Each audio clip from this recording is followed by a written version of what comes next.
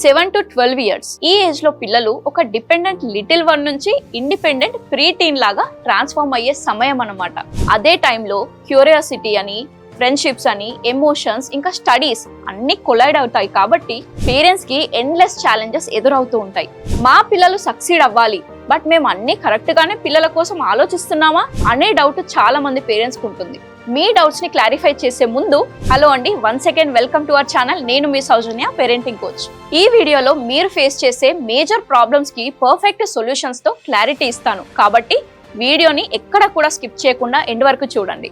Parenting అనేది హార్డే, but with the right tools, అంటే నేను చెప్పే ఈ టిప్స్ ని కన్సిస్టెంట్ గా ఫాలో చేస్తే పేరెంటింగ్ అనేది డీప్లీ రివార్డింగ్ కూడా అవుతుంది. నౌ పిల్లల క్రిటికల్ ఫేస్ లో వాళ్ళని ఎలా నర్చర్ ఇంకా గైడ్ చేయాలో డీకోడ్ చేద్దామా? Let's get started. First of all మనం ఈ 7 to 12 ఇయర్స్ ఏజ్ గ్రూప్ గురించి కొంచెం అండర్స్టాండింగ్ చేద్దాం. ఈ వయసులో పిల్లల్లో కీ డెవలప్మెంటల్ చేంజెస్ జరుగుతుంటాయి. ఫస్ట్ కాగ్నిటివ్ డెవలప్మెంట్, అంటే వారిలో లాజికల్ థింకింగ్ ఇంప్రూవ్ అవుతుంది. ప్రాబ్లమ్ సాల్వింగ్ స్కిల్స్ షార్పెన్ అవుతాయి. అకాడమిక్స్ అంటే స్టడీస్ మీద ఫోకస్ ఎక్కువ అవుతుంది. బట్ ఈ ఏజ్ గ్రూప్ పిల్లల్లో డిస్ట్రాక్షన్స్ కూడా ఎక్కువ అవుతాయి. అవేంటో ఫర్దర్ వీడియోలో డిస్కస్ చేద్దాం. Now number 2 emotional development. ఇందులో చెప్పాలంటే పిల్లల్లో సెల్ఫ్ ఎస్టీమ్ డెవలప్ అవుతుంది. అంటే వారి మీద వారికి నమ్మకం. క్రిటిసిజం ఆర్ ఫెయిల్యూర్ ని హ్యాండిల్ చేయడంలో స్ట్రగుల్ గా ఫేస్ చేస్తారు. ఇదైతే కామన్. ఫ్రెండ్షిప్స్ చాలా ఇంపార్టెంట్ అవుతాయి. నంబర్ 3 ఫిజికల్ డెవలప్మెంట్ పరంగా చూస్తే ఎస్పెషల్లీ 11 to 12 ఇయర్స్ ఏజ్ లో గ్రోత్ ఫేజెస్ స్టార్ట్ అవుతాయి. ప్యూబర్టీ రిలేటెడ్ చేంజెస్ మొదలవుతాయి. 4th social development. ఈ ఏజ్ పిల్లలు గ్రూప్ యాక్టివిటీస్ యొక్క ఇంపార్టెన్స్ ని రియలైజ్ అవుతారు. సేమ్ టైం వాళ్ళలో పియర్ ప్రెషర్ కూడా స్టార్ట్ అవుతుంది. పిల్లల్లో జరిగే కీ డెవలప్మెంటల్ చేంజెస్ చూసారు కదా. ఇప్పుడు పేరెంట్స్ ఫేస్ చేసే మేజర్ ప్రాబ్లమ్స్ ఏంటి, సొల్యూషన్స్ తో సహా ఎక్స్ప్లోర్ చేద్దాం. ఇంకా మన ఛానల్ ని ఎవరైతే సబ్స్క్రైబ్ చేసుకోకపోతే వెంటనే సబ్స్క్రైబ్ చేసుకోండి, ఎందుకంటే ఈ ఛానల్ ద్వారా మీరు చాలా నేర్చుకుంటారు. ప్రాబ్లం నంబర్ 1 వచ్చేసి lack of focus on studies. Academic studies పైన కాన్సన్ట్రేషన్ మెయింటైన్ చేయడంలో పిల్లలు ప్రాబ్లం ఫేస్ చేస్తారు. ప్రోక్రాస్టినేషన్ ఎక్కువగా చేయడం, లైక్ పిల్లలు ఇప్పుడు చదవడం స్టార్ట్ చేయండి అని అంటే హాఫ్ అన్ అవర్ 15 మినిట్స్ అంటూ డిలే చేస్తారు. కాబట్టి దీనికి సొల్యూషన్ ఏంటంటే number 1 set a study routine. Yes parents, పిల్లలకి ఒక ఫిక్స్డ్ టైం ఫర్ స్టడీ అనేది ఒక రొటీన్ లా బిల్డ్ చేయండి. For example 4 to 6 PM is study time, no distractions అని పిల్లలకి చెప్పండి. బెస్ట్ ఏంటంటే పిల్లలతో కలిసి వాళ్ళకి ఫ్లెక్సిబుల్ గా ఉండేలా ఒక రొటీన్ ని బిల్డ్ చేయండి. Number 2 break task into chunks. పిల్లల బిగ్ టాస్క్ ని డివైడ్ చేసి మేనేజబుల్ గోల్స్ ఇవ్వండి. For example 2 math problems complete చేశాక దెన్ 5 minutes బ్రేక్ తీసుకోవాలి. మళ్ళీ బ్రేక్ అంటే రీల్స్ కాదు. బ్రేక్ టైంలో మెడిటేషన్, డీప్ బ్రీతింగ్ ప్రాక్టీస్ చేయాలని పిల్లలకి ఎంకరేజ్ చేస్తూ ఉండండి. Number 3 create a distraction free zone. పిల్లలు చదువుకుంటున్నప్పుడు ఫోన్స్, టీవీస్, నాయిసెస్ అన్ని కూడా రిమూవ్ చేయాలి. Number 4 encourage curiosity. మీరు కూడా పిల్లల స్టడీస్ లో ఇంట్రెస్ట్ తీసుకొని ఇది ఇలానే ఎందుకు వర్క్ చేస్తుంది ఇలాంటి క్వశ్చన్స్ తో పిల్లల్లో స్టడీస్ పైన ఇంట్రెస్ట్ క్రియేట్ చేయాలి. Problem number 2 screen and gaming addiction. పిల్లలు ఎక్సెసివ్ టైం ఆన్ గ్యాడ్జెట్స్ లో స్పెండ్ చేయడం వల్ల outdoor play or creative activity అనేది తగ్గిపోవడం జరుగుతుంది. సో పిల్లలు ఈ డిస్ట్రాక్షన్స్ నుంచి బయటపడాలంటే సొల్యూషన్ నంబర్ 1 సెట్ లిమిట్స్.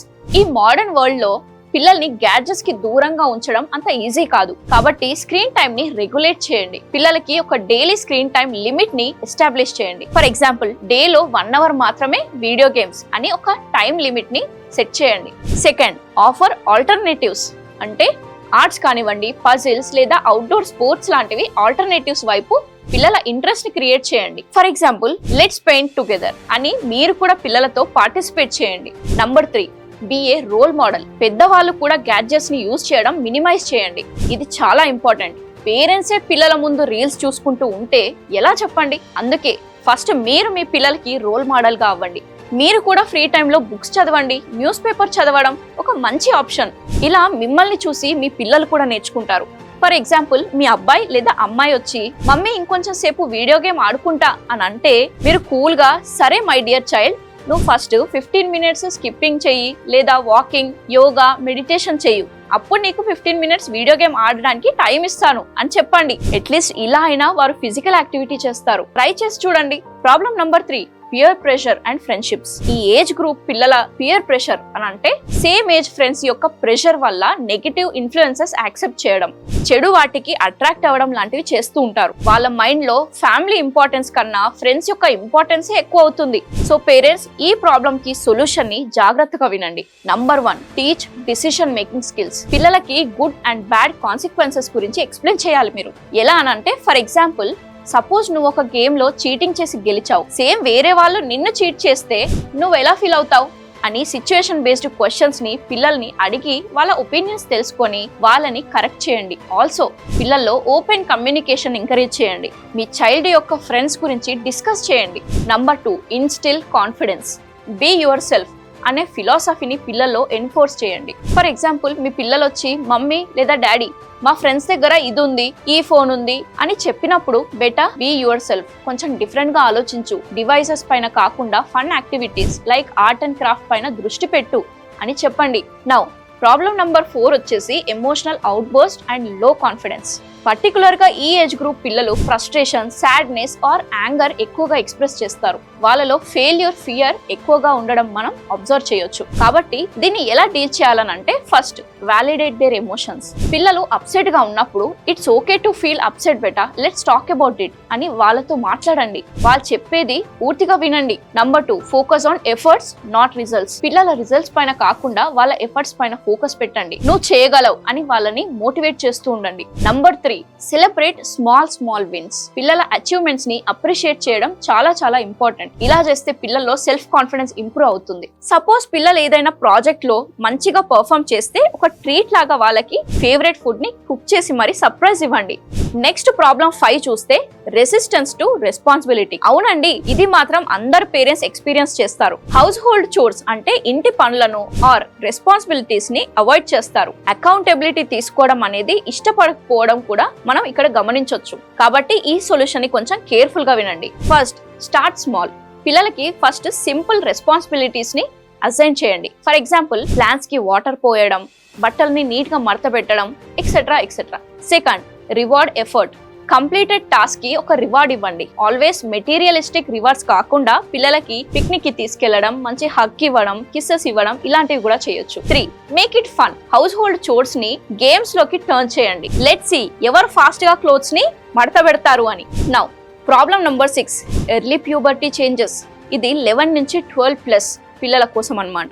ఈ ఏజ్ గ్రూప్ లో జనరల్ గా emotional swings related to physical changes పిల్లల్లో జరిగినప్పుడు వారు ప్యూబర్టీ టాపిక్స్ గురించి ఓపెన్ కమ్యూనికేషన్ చేయరు.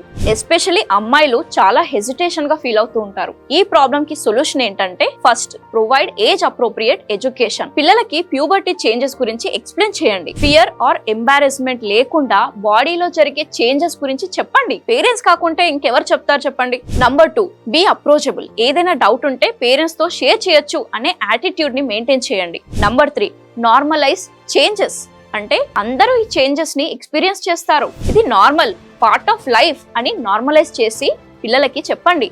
లైక్ పిల్లలు పింపుల్స్ గురించి వరి అవుతారు, సో స్కిన్ కేర్ గురించి చెప్పండి. గర్ల్ చైల్డ్ అయితే పీరియడ్స్ గురించి, హైజీన్ గురించి చెప్తూ ఉండండి. పిల్లలకి ఏమైనా హెల్త్ ఇష్యూస్ ఉంటే వెంటనే డాక్టర్స్ ని కలవండి. ఇప్పుడు 7 to 12 years కిడ్స్ కోసం మరిన్ని జనరల్ పేరెంటింగ్ టిప్స్ ఏంటో మీకోసం బోనస్ గా యాడ్ చేశాను, వాటిని కూడా చూసేయండి. Number 1, be a good listener. పిల్లల ప్రాబ్లమ్స్ ని పేషెన్స్ తో వినండి.